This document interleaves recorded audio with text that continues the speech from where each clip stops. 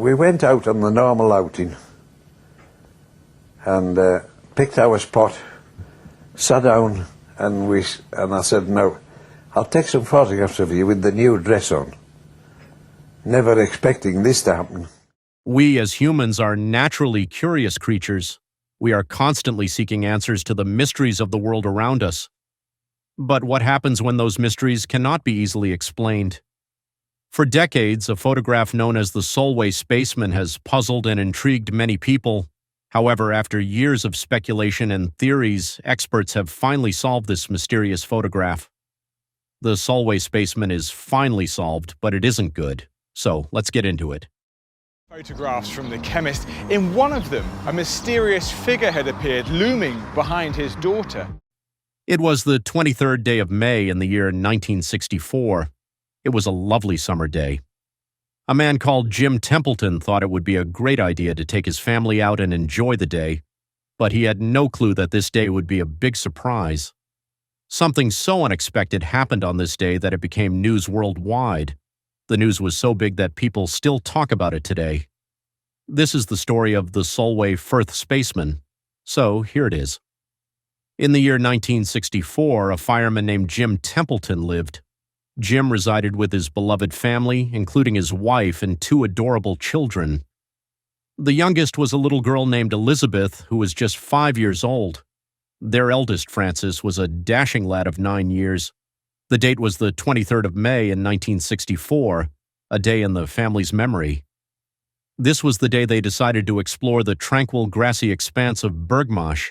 This beautiful grassland offered picturesque views of Solway Firth, a water body that distinguished England from Scotland. It was a calm, peaceful day. The family felt like they had the entire marshland, a private sanctuary amid nature. Jim fondly recalls the only other individuals they spotted that day. Of all the family members, their little girl, Elizabeth, was the most excited. She was wearing a freshly picked dress, brand new and impeccably bespoke. She was absolutely thrilled and mighty proud of her new attire. Being the center of attention in her crisp new dress, she felt like a princess exploring her kingdom. Her father, Jim, distinctly remembers this, as it added a joyous dimension to that serene day at Bergmarsh. Jim was a photography enthusiast, not by profession but by passion. On a bright sunny day, he took his camera out and about, not knowing he was about to capture something unusual. On that memorable day, he clicked not 1, not 2, but 3 picturesque snapshots of his sweet daughter Elizabeth, who was playfully involved in the simple yet joyful activity of collecting flowers. As the day ended, Jim, carried along by his excitement, headed straight to the local pharmacy, where he dropped off the film to have the photos developed. It's a routine we've all followed, and the anticipation of viewing the memories captured in the film is truly something special.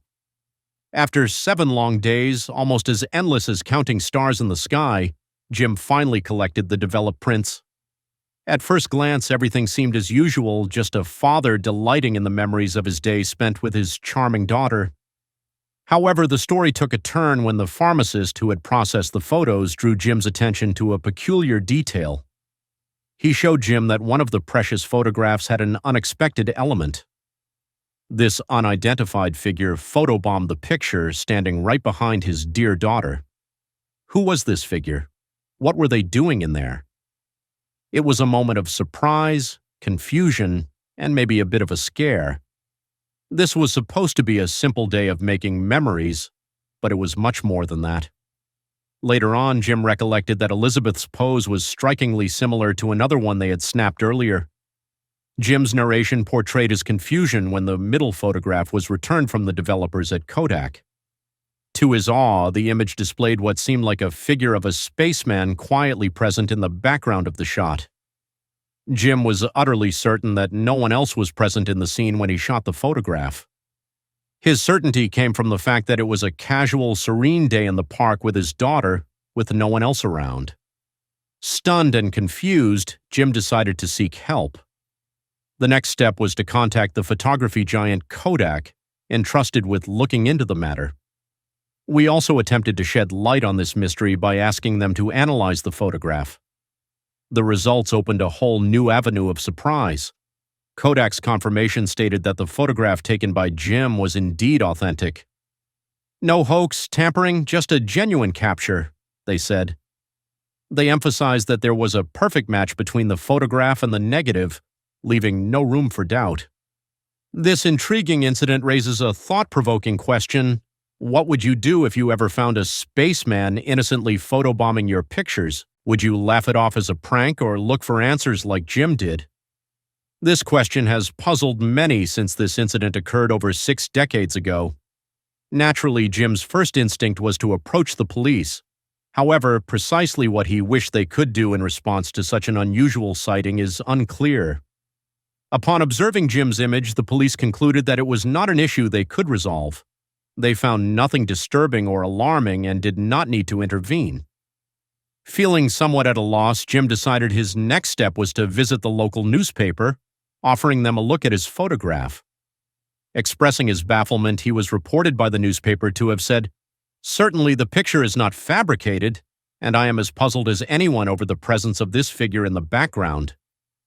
The newspaper's reaction was markedly different from the police.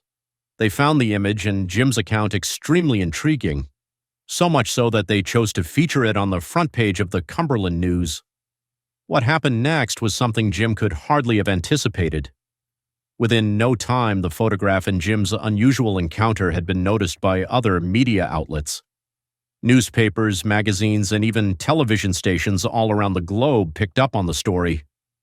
Everyone seemed interested in this bewildering occurrence, and Jim's unanticipated encounter with a spaceman quickly became a global talking point.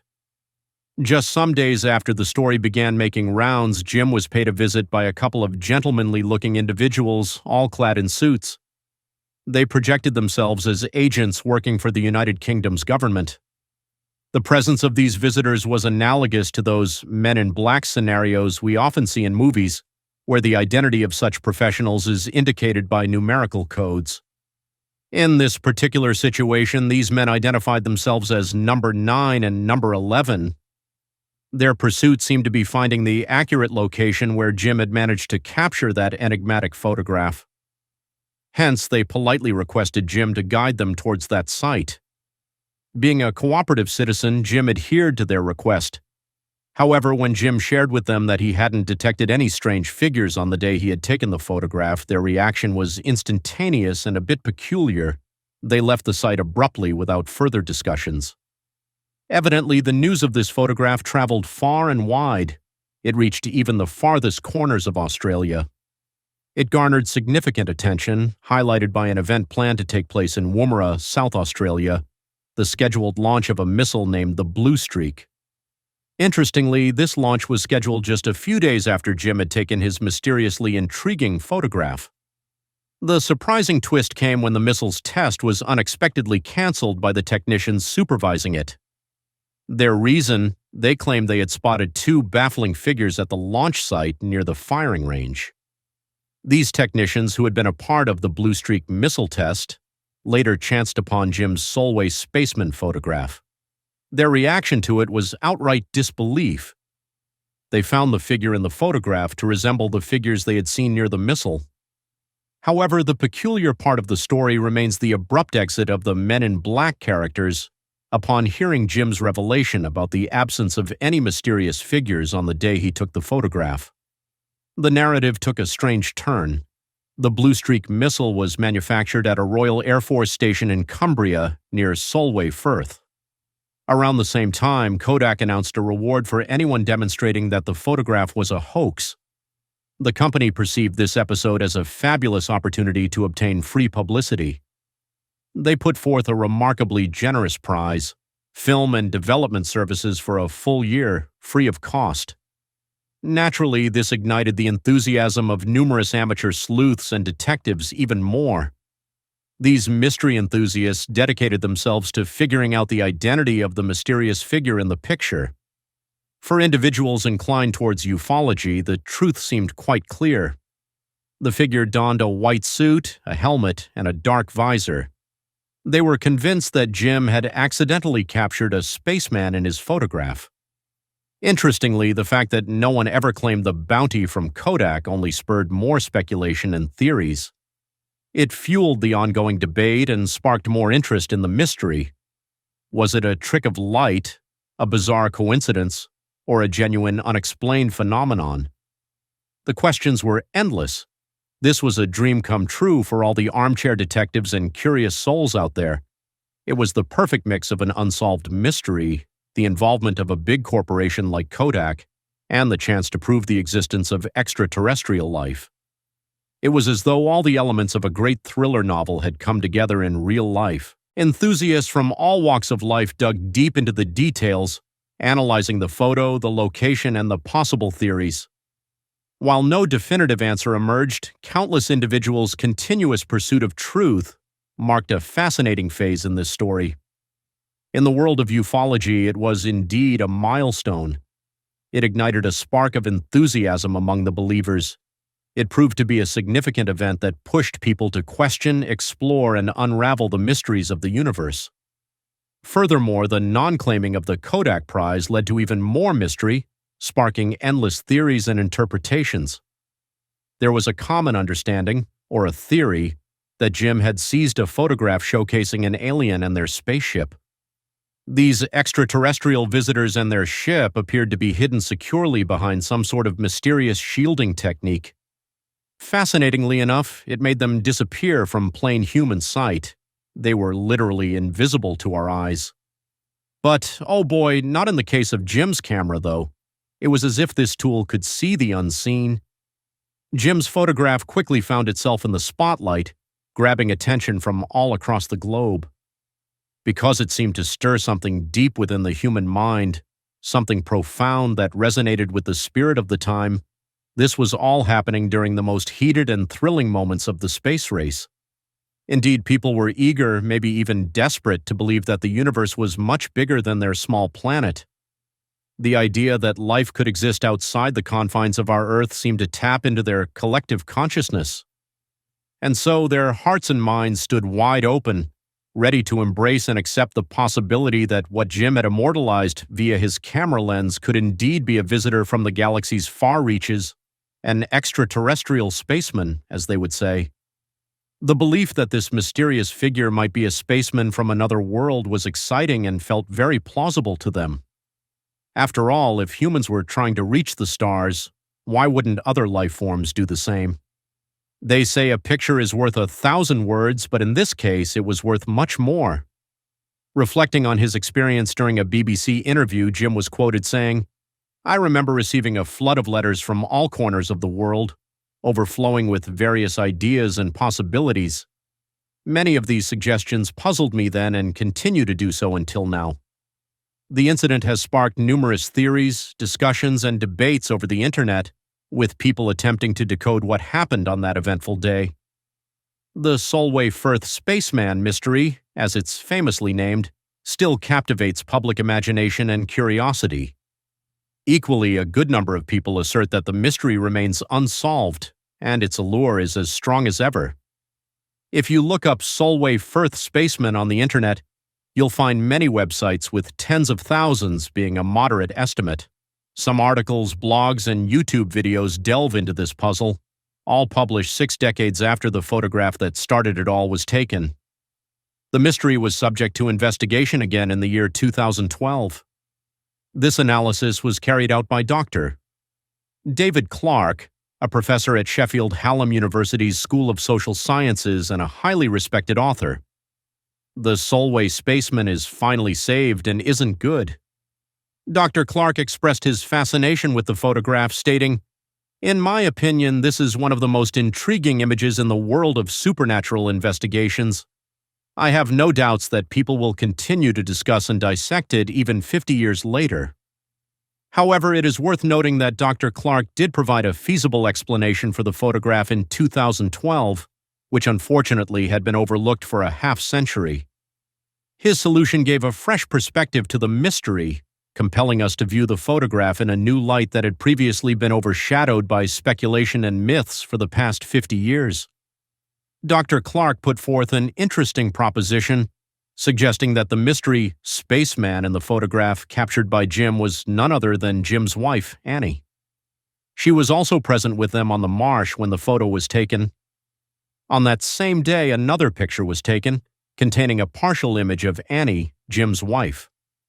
Although the photographic quality is considerably poor, we can still distinctly observe Annie Templeton in her blue dress with her arms exposed, cut off high on the shoulder. Jim initially contested Dr. Clark's theory, stating categorically that it couldn't be Annie because she was positioned behind him when the photo was captured. But Dr. Clark suggested a plausible explanation. Dr. Clark posited that by chance his wife might have wandered into the shot and Jim might not have seen her. This could have occurred because the specific camera model had a viewfinder that could only capture 70% of what was in front of it. According to Dr. Clark, Annie was most likely standing with her back to the camera. The photo was overexposed, causing Annie's blue dress and her arms to appear white. Dr. Clark proposed this explanation in the year 2012. However, despite Dr. Clark's hypothesis, not everyone is convinced. If you were to navigate through blogs and discussion forums even today, you'd find several people who are skeptical and don't completely agree with it. Several counterarguments have been presented. Many point out that the figure in the photo is noticeably tilted. Others argue that if the figure was indeed his wife, she would have to be 10 feet tall or even more. This is because of the distance she would have to be from the camera relative to her position in the photo. The argument boils down to the fact that it's difficult to visualize a pair of legs extending to touch the ground when studying the image. A counterargument also stated that the wide, robust shoulders exhibited in the photo don't seem to align with Annie's slender physique. However, the most recurring point of contention returns to the spaceman's helmet featured prominently in the photograph. Most of us have tried to understand what that white dome on the lady's head signifies.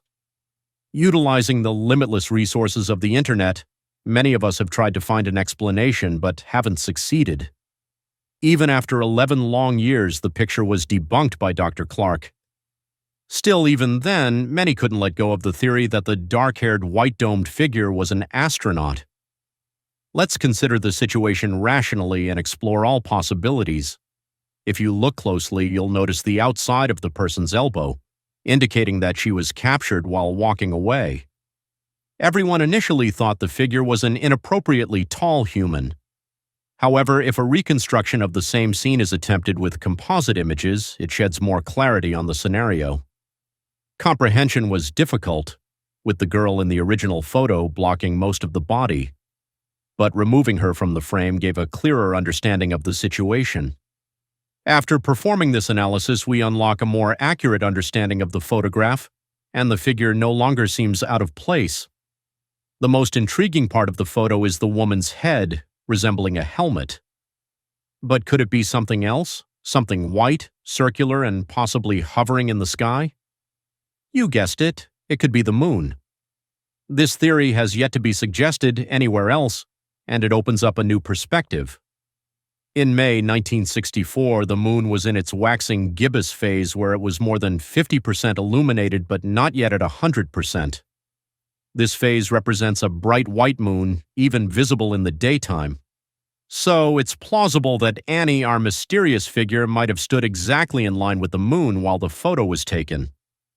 This theory proposes a credible explanation of why Annie's head looks like she's wearing a spaceman's helmet. The photograph might have been taken when her head was perfectly aligned with the moon. This alignment could explain the dome above and on the side of her head. While the figure appears blurred and out of focus, it's because it's in the background. This blurring causes the shapes to be unreliable.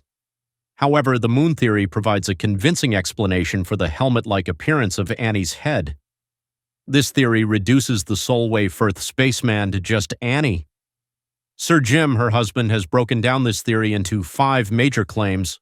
However, we would like to take a moment to express our appreciation for you for being with us this far in the video. With this, we conclude Annie just unintentionally wandered into the shot, and the overexposure of the image on a sunny day made her figure appear white. The only exception was her dark hair at the back of her head. In its waxing gibbous phase, the moon lined up perfectly with her head, giving it a dome-like appearance. Finally, the distance from the camera can explain the out-of-focus anomalies. What are your thoughts on the moon theory? Leave your comments below and make sure to check out more content. Don't forget to hit that like button if you enjoyed it because it helps us grow our channel. See you soon with the next video.